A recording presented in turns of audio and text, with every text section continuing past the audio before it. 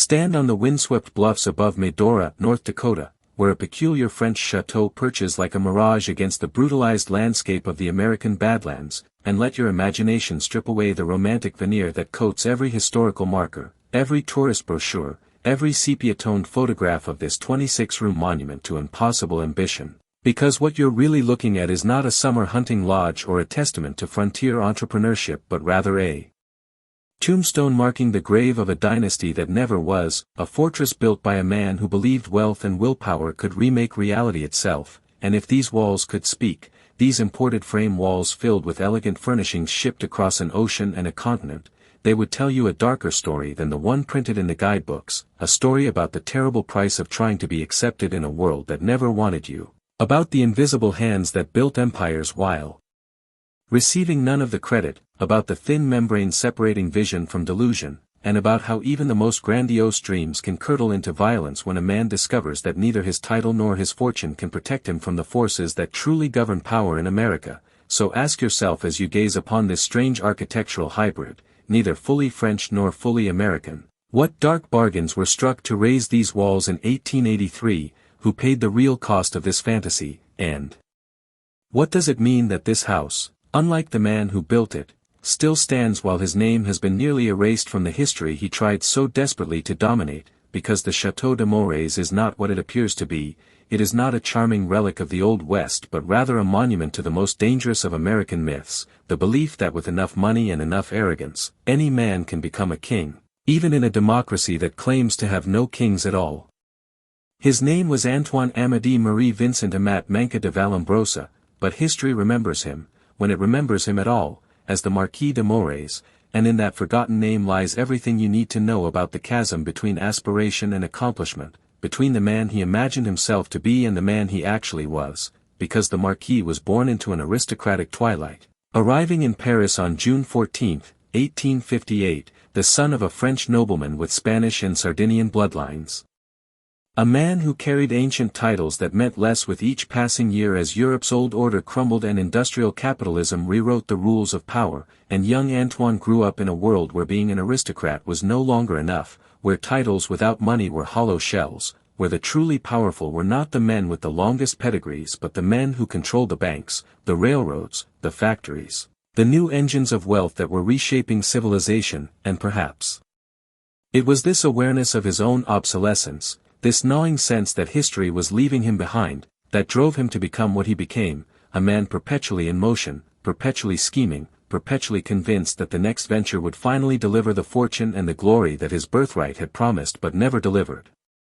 He trained at the elite military academy of St. Cyr, mastering the arts of fencing and marksmanship with an intensity that bordered on obsession, and in those dueling pistols and sabers he found something he could control, something where skill and nerve could override the accidents of birth and economics, and he became known as a deadly shot and a dangerous swordsman, a man you did not challenge lightly, a man who settled disputes with violence when words failed, and there was something almost pathological in his need to prove his superiority through physical combat, as if by besting another man in a duel he could somehow defeat the larger forces, the tides of history, the rise of democracy, the transfer of power from bloodlines to bank accounts, that were rendering men like him irrelevant. But duels don't pay the bills, and titles don't build fortunes, so when the Marquis resigned his military commission in 1882 and married Medora von Hoffman on Valentine's Day in Cannes, France, he wasn't just marrying a beautiful American woman, he was marrying into one of the new aristocracies that actually mattered, because Medora's father, Louis von Hoffman, was a wealthy Wall Street banker of German descent, one of the founders of the exclusive Knickerbocker Club, a man who moved in circles, where real decisions were made and real money changed hands, and suddenly the penniless French nobleman had access to the capital he needed to prove he was more than just a relic of a dying order, and the question that should haunt anyone studying this marriage is whether love or ambition drove the Marquis into Medora's arms, whether he saw in her a partner or a resource, and whether she understood, when she said yes to this charismatic, dangerous, aristocratic adventurer, that she was signing on. Not just for a marriage but for a series of increasingly reckless gambles that would consume her father's fortune and ultimately destroy the man she loved. The Marquis could have settled into the comfortable life of a rich banker's son-in-law, managing investments from a Manhattan office, but that was not who he was. He needed to prove something, needed to build something with his own hands, or at least with his own vision, and in 1883 he found his opportunity when he looked west toward the Dakota Territory, where the Northern Pacific Railroad was pushing through the Badlands and where a booming cattle industry promised vast profits to anyone bold enough and rich enough to scale up operations, and the Marquis believed he had discovered a revolutionary idea that would make him, in his own words, the richest financier in the world, a plan so obvious that he couldn't understand why no one had thought of it before, which should have been his first warning sign that perhaps the plan wasn't as brilliant as it appeared. The theory was elegant in its simplicity. Instead of ranchers driving cattle east to Chicago, where they would lose weight during the journey and then be slaughtered by the big meatpacking houses that controlled the market, why not slaughter the cattle right there in Dakota Territory, dress the beef while it was still fresh, load it onto the new refrigerated railroad cars that were just becoming available, and ship the dressed meat east in perfect condition, cutting out the middlemen, reducing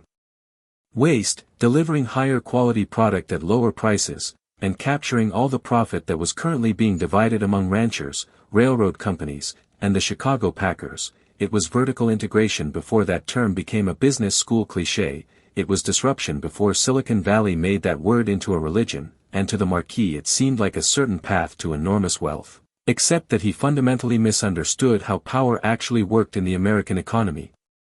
Because the Chicago Beef Trust wasn't just a collection of businesses, it was an interlocking network of relationships, political connections, railroad agreements, and strategic bottlenecks that had been carefully constructed over decades to ensure that no outsider could challenge their control, and the Marquis was very much an outsider, a foreign aristocrat with more confidence than sense, trying to muscle his way into a market that had no intention of letting him succeed.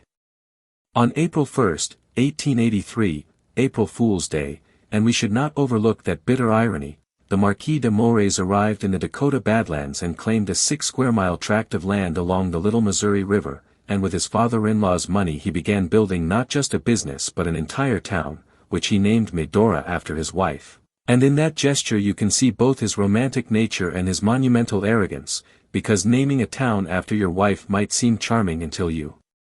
consider that he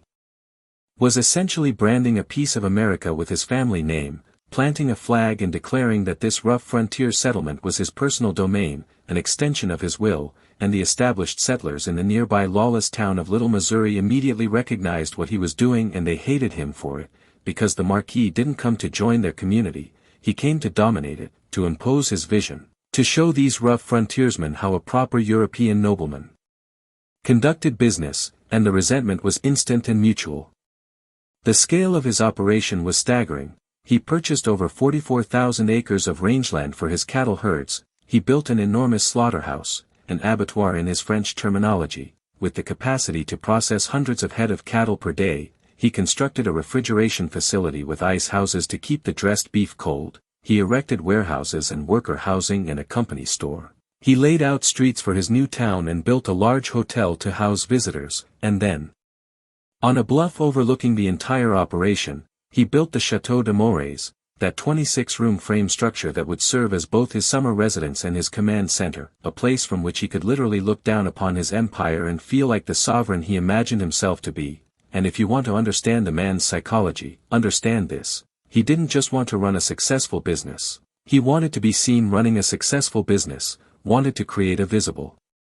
monument to his own genius that would force the world to acknowledge his superiority, and that need for external validation, that hunger for recognition, would ultimately prove more powerful than his business acumen.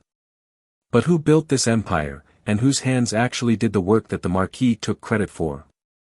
Because when we talk about the chateau and the packing plant and the town, we use the passive voice. It was built, it was constructed, as if these structures simply materialized through the force of the Marquis's will and the power of his capital, but of course that's not how anything gets built. There were laborers, dozens and then hundreds of them, men who worked brutal hours in dangerous conditions for wages that barely kept them fed, men who felled trees and sawed lumber and pounded nails, and hauled stones and dug foundations in the Dakota summer heat and winter cold, and inside the chateau itself there were servants, at least a dozen of them according to the historical record, though their names are largely lost to us while the Marquis's name is carved in stone, and these servants, maids and cooks and groundskeepers and stable hands, maintained the illusion of aristocratic ease that the Marquis needed to sustain his self-image. They polished the imported furniture and served the elaborate meals and ensured that when guests arrived they saw effortless elegance rather than the sweating, exhausting labor that made such elegance possible, and this is the first dark truth that the chateau conceals, that every monument to individual genius is actually a monument to collective, invisible labor, that the Marquis could only play the role of the visionary entrepreneur because dozens of other people played the role of his hands and his back and his muscles, doing the actual work, while receiving none of the glory and very little of the compensation. And if we're going to tell the story of the Château de Mores honestly, we need to tell their story too, the story of the workers whose names we don't know, whose photographs weren't taken, whose sacrifices built something they would never own and could barely afford to visit. In the fall of 1883, the Marquis, his wife Medora, their infant daughter Athénais, and more than a dozen servants moved into the newly completed château, and for a brief moment it must have seemed like the gamble was paying off. The packing plant was operational. Cattle were being slaughtered and dressed and loaded onto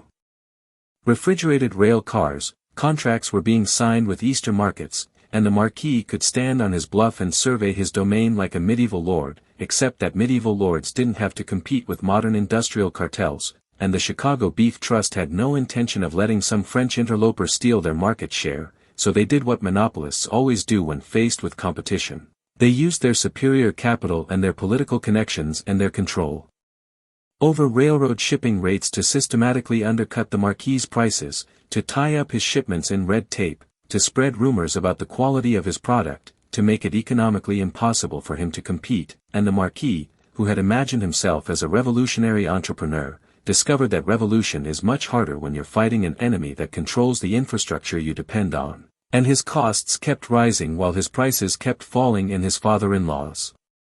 Money kept flowing out, and the harder he fought, the more certain his defeat became, but men like the Marquis don't accept defeat gracefully, they look for someone to blame, and when the Marquis looked for villains to explain his failure, he found them in the same place that so many failing aristocrats have found them throughout history. He blamed the Jews. Even before his business collapsed, the Marquis was not a man who made friends easily. He was arrogant, autocratic, quick to anger, and convinced of his own superiority, and his relationships with his neighbors ranged from tense to openly hostile, and nowhere was this more apparent than in his dealings with the local ranchers and homesteaders who he viewed as obstacles to his grand design, particularly when their cattle grazed on land he claimed, or when they resented the barbed wire fences he erected to enclose his holdings, which was seen as a violation of the open-range traditions that govern frontier cattle country, and in June 1883, just weeks after his arrival, this tension exploded into violence when the Marquis and some of his men encountered a homesteader named Riley Luffsey and two others who were allegedly hunting on Marquis's land, and shots were fired, and when the smoke cleared Riley Luffsey was dead, shot multiple times along with his horse, and whether this was self-defense or murder became a matter of fierce legal debate, but what's undeniable is that the Marquis had killed a man, had used violence to enforce his will, and that he spent years fighting murder charges that would eventually be dropped but that permanently stained his reputation and cost him enormous sums in legal fees and damaged his business relationships and marked him in the eyes of many settlers as a dangerous aristocratic thug who thought the law didn't apply to him, which in fairness was probably an accurate assessment. The trial and its aftermath consumed the Marquis's attention at precisely the time when his business needed his full focus, and by 1885 it was becoming obvious to everyone except the Marquis himself that the packing plant operation was failing, that he was being systematically destroyed by the Chicago Beef Trust's superior market power, that he was burning through capital without generating sustainable profits. And then the winter of 1886 to 1887 arrived, that legendary winter that would be remembered as the Great Die-Up, and whatever slim hope remained for the Marquis's cattle empire died with his herds in the brutal cold and endless snow, because the winter of 1886 to 1887 was not just another hard winter, it was the winter that killed the open-range cattle industry, with temperatures plunging to 40 below zero, blizzards that lasted for days, snow depths that made grazing impossible, and cattle that had been left to fend for themselves on the open range froze where they stood, or starved because they couldn't dig through the ice-crusted snow to reach the grass underneath, and across Montana and Dakota Territory and Wyoming, hundreds of thousands of cattle died, ranches went bankrupt overnight, fortunes that had been built on the boom of the early 1880s evaporated, and the Marquis lost most of his herd, and with it any realistic chance of making his business profitable, and in a final fatal gesture of nobility, or perhaps of desperation, he refused to immediately write off his losses, kept paying his workers, kept trying to make the operation work even as the mathematics of his situation became undeniable, and when he finally abandoned Medora in 1886 and returned to France, he left behind his packing plant, which stood empty for decades until it burned to the ground in 1907, leaving only a tall brick chimney standing in silent tribute to his failed dream, a chimney that still stands today like a grave marker, and the chateau itself, which Medora had begged him not to sell, asking him to promise that the family would never let it go, as if by preserving the house she could preserve some piece of the dream they had shared in those brief, impossible years when it seemed like they could build their own kingdom in the American West. If the story ended here, with a failed businessman slinking back to Europe, defeated by market forces and natural disaster, it would be sad but unremarkable, because the Badlands are littered with the dreams of men who thought they could get rich quick on the frontier, but the story doesn't end here, because the Marquis couldn't accept failure, couldn't accept that he had been beaten by superior organization and by circumstances beyond his control, and in his need to find a narrative that preserved his own sense of superiority, he convinced himself that he had been sabotaged, that there was a conspiracy against him, and increasingly his paranoia and his resentment found expression in antisemitism, because he decided that his failure was not his own fault but the result of what he called the Jewish Beef Trust, a phantom cabal that he believed had coordinated to destroy him. And this was of course a delusion. The Chicago meatpackers weren't predominantly Jewish and they weren't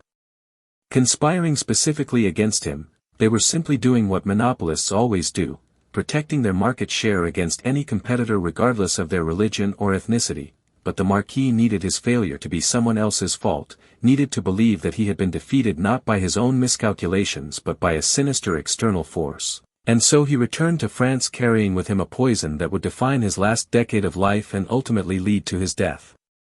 In France in the late 1880s and early 1890s, antisemitism was not a fringe position but an increasingly mainstream political movement, fed by economic anxiety, by nationalist resentment, by the same forces that were reshaping politics across Europe, and the Marquis threw himself into this movement with the same intensity he had once devoted to his business schemes, joining the Antisemitic League of France, becoming a close associate of Edouard Drumont, the notorious author of Jewish France,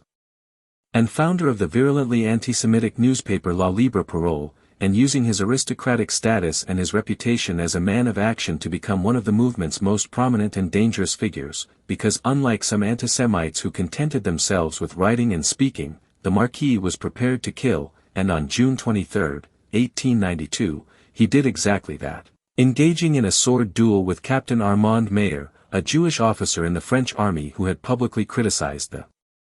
Marquis's anti-Semitic activities, and during that duel the Marquis ran his saber through Mayer's body, killing him, and this was not an accident or an unfortunate result of a gentleman's dispute, this was political murder dressed up in the formalisms of honor culture, and the killing of Captain Mayer became a national scandal, triggering massive protests from Jewish communities and their allies. And though the Marquis was acquitted at trial, dueling was still technically legal in France. And he had powerful friends. The killing permanently marked him as not just an antisemite but as a man whose hatred had turned lethal, and historians now recognize that the Marquis's anti-Semitic agitation and the murder of Captain Mayer helped create the poisoned atmosphere that led to the Dreyfus affair, that vast conspiracy and miscarriage of justice that would tear France apart and reveal the depths of anti-Semitic hatred in French society. So when we tell the story of the Château de Mores, we cannot separate it from this, that the man who built it became a murderer, that his failures in business transformed him into an ideologue of hate, that the same ambition and arrogance that drove him to build an empire in Dakota also drove him to kill a man for the crime of being Jewish and defending his community, and this is the second dark truth the Château conceals, that wealth and vision do not make a man virtuous, that the qualities we celebrate in entrepreneurs, confidence, determination, willingness to take risks, can just as easily drive a man toward monstrous acts when his ego cannot accept failure. The Marquis's story could have ended with the duel, with his reputation in ruins and his political ambitions thwarted, but he couldn't stop, couldn't settle down, couldn't accept that he was simply going to fade away, so he conceived one more grand adventure, one more scheme that would prove his genius and his courage, and in 1896 he announced his plan to travel to North Africa, specifically to the remote regions controlled by Tuareg tribes, where he claimed he was going to promote goodwill for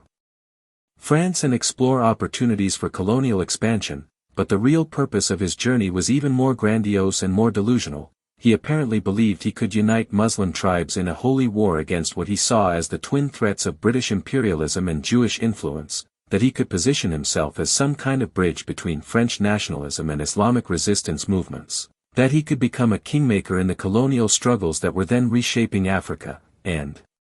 it's hard to know whether to laugh or weep at the sheer madness of this plan, at the idea that a failed meatpacker and aristocratic duelist believed he could reshape geopolitics through force of personality, but the Marquis had always confused his own ambitions with reality, and he set out for Africa with a small party of followers, and on June 9, 1896, just 5 days before his 38th birthday, the Marquis de Mores was attacked by a large group, more than 40, according to reports, of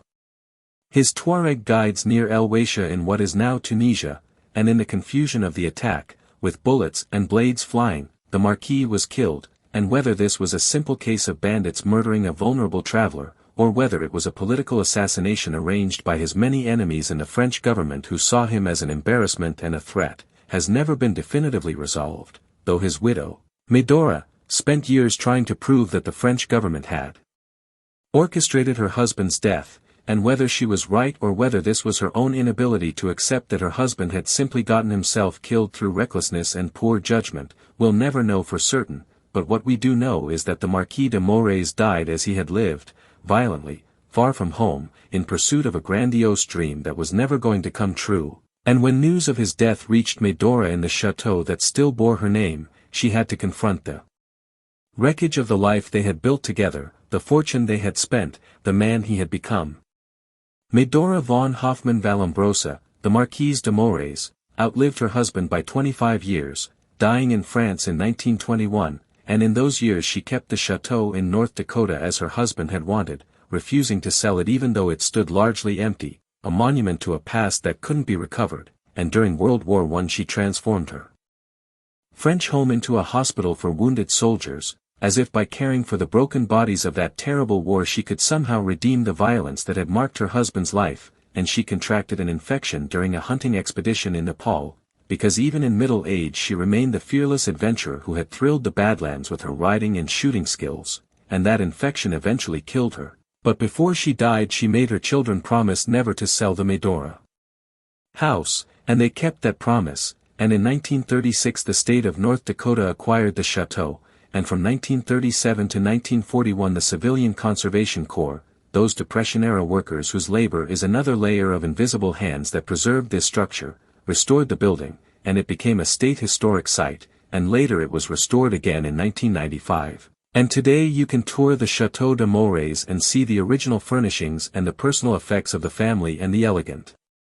appointments that were supposed to prove that a European nobleman could create civilization in the wilderness, and what you won't see, unless you think to ask, is any significant acknowledgement of the servants who maintained this house, or the workers who died in the packing plant accidents that were common in that brutal industry, or the Native Americans whose land this actually was before it was claimed by settlers and speculators, or the African Americans who worked as cowboys and laborers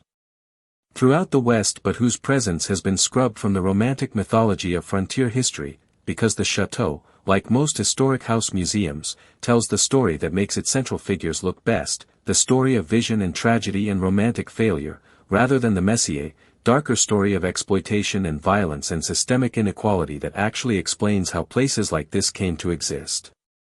And yet the chateau refuses to stay safely in the past, because in our current moment, when we're once again debating the roles of immigration and nationalism, when antisemitism is again rising across Europe and America, when billionaire entrepreneurs tell us they're going to revolutionize entire industries and that we should trust their vision, when we celebrate disruption, without asking who gets disrupted, the story of the Marquis de Mores feels uncomfortably relevant, because he was in many ways a prototype of a figure we've seen again and again, the wealthy visionary who believes the rules don't apply to him, who thinks that capital and confidence can overcome any obstacle, who becomes increasingly radical and conspiratorial when reality refuses to conform to his expectations, and who ultimately does tremendous damage not just to himself but to everyone caught in his orbit. And when we look at the Château de Mores today, we should see it not as a charming relic but as a warning, a reminder that ambition without wisdom is dangerous, that wealth without accountability is destructive, that the line between visionary and villain is often thinner than we want to believe, and that the monuments men leave behind tell us as much about their failures as their successes, if only we're willing to look closely and honestly at what those monuments really represent. The chateau still stands on its bluff above the Little Missouri River, maintained by the State Historical Society of North Dakota, open for tours from May through September, its cedar-shingled roof and frame construction looking impossibly fragile against the harsh landscape, and every year thousands of tourists visit, most of them drawn by the area's connection to Theodore Roosevelt, whose nearby ranch and whose experiences in the Badlands helped shape him into the president he would become. And Roosevelt, who nearly dueled with the Marquis, who knew him and competed with him and ultimately outlived him and achieved everything the Marquis dreamed of achieving, serves as an interesting contrast, because Roosevelt also came from privilege, also had an enormous ego, also believed in his own exceptional destiny, but Roosevelt ultimately channeled his ambition into democratic politics and progressive reform rather than into violence and conspiracy theories, and while we can and should critique Roosevelt's imperialism and his racial views, he never murdered anyone in a duel, never joined an anti-Semitic league, never got himself killed in a foreign desert chasing a delusion of grandeur, and the question the chateau poses is whether these two men were fundamentally different types of people, or whether Roosevelt simply had better luck and better guidance and more honest friends who could tell him when he was wrong, or whether there's something about the democratic process itself, for all its flaws, that constrains the worst impulses of ambitious men in ways that unchecked wealth cannot. What the Château de Mores teaches us, if we're willing to learn, is that the fairy tale of the self-made man is almost always a lie, that behind every individual success story is a network of invisible labor and inherited advantage and structural privilege that gets erased in the retelling, that the qualities we celebrate in entrepreneurs and leaders, confidence, vision, determination, willingness to challenge convention, exist on a spectrum with arrogance, delusion, stubbornness, and sociopathy. That failure can poison a person's soul more thoroughly than success ever purifies it, that the human capacity for self-deception is nearly infinite especially among the wealthy and powerful who can afford to maintain their delusions, that violence is always closer to the surface than we want to believe especially among men who have been taught that their honor and their identity depend on dominating others, that antisemitism and other forms of hatred offer psychologically satisfying explanations for personal failure that allow people to avoid confronting their own mistakes, and that historical memory is always selective, always shaped by who has the power to tell the story and what that story is supposed to accomplish, and these are dark lessons, uncomfortable lessons, lessons that don't fit neatly into the triumphalist narratives we prefer to tell about American history, about the frontier, about entrepreneurship, about the men we choose to memorialize with museums and statues and historic sites, but they're true lessons nonetheless, and if the Château de Mores is going to have any meaning beyond being a curiosity for tourists driving through the Badlands on their way to somewhere else, it needs to tell these truths, needs to stop being merely picturesque and start being honest, needs to acknowledge that it is not just a house but a monument to a particular kind of failure, the failure that comes from believing that your vision of how the world should work is more important than how it actually works, the failure that comes from refusing to see the humanity of the people whose labor sustains your ambitions, the failure that comes from needing to be exceptional so badly that you're willing to destroy yourself and others rather than accept that you're merely human, merely mortal, merely one person among billions with no special claim to domination or glory beyond what you can take and hold through force or fortune, and that is the final dark truth that the chateau conceals, the truth that every monument to power ultimately reveals if you look at it long enough, that all empires crumble, all dynasties end, all grand visions turn to dust, and the only question is how much damage they do and how many people they hurt before they finally, inevitably, collapse into the ruins that time and weather are already carving into every structure we build, including this strange, isolated, increasingly fragile chateau standing alone on its Dakota bluff, waiting patiently for the day when it too will be nothing but a foundation and a chimney and a name that fewer and fewer people remember, marking a spot where a man once tried to build a kingdom and failed, and where that failure teaches us more about power and wealth in America and ourselves than his success ever could have, if only we're brave enough to look directly at what that failure reveals, and wise enough to recognize that the patterns that destroyed the Marquis de Mores are not safely confined to history but are still with us, still shaping our world, still producing men who believe they can remake reality through force of will and bottomless capital, still generating the same tragedies and the same invisible victims. Still building monuments that will one day stand as lonely as this chateau, testimonies not to human achievement but to human hubris, not to vision but to blindness, not to the power of wealth but to its ultimate impotence against time and truth and the stubborn resistance of a world that refuses to be dominated, no matter how much money you have, no matter how noble your birth, no matter how certain you are of your own exceptional destiny, because in the end the Badlands remain, indifferent and eternal, and the chateau is just one more structure slowly returning to the earth, one more failed dynasty, one more lost dream moldering on a hill while the wind howls through the arroyos below, carrying away the names and the stories and the grandiose ambitions of men who believed they could challenge America and win, not understanding that America doesn't care about your challenges, doesn't care about your vision, doesn't care about your noble birth or your revolutionary business plan or your absolute certainty that you deserve to succeed, because America, that vast, brutal, indifferent machinery of competition and creative destruction, has seen 1,000 Marquis de Moreses come and go, has crushed their dreams and scattered their bones and repurposed their houses into tourist attractions, and will do the same to the ambitious dreamers of our own era, the tech billionaires and the political strongmen and the would-be revolutionaries who think this time will be different. This time the vision will succeed, this time the dynasty will last, not understanding that they're already building the monuments to their own failure, already constructing the museums where future generations will walk through their empty rooms and wonder what it felt like to be so powerful and so certain and so completely, utterly, irredeemably wrong.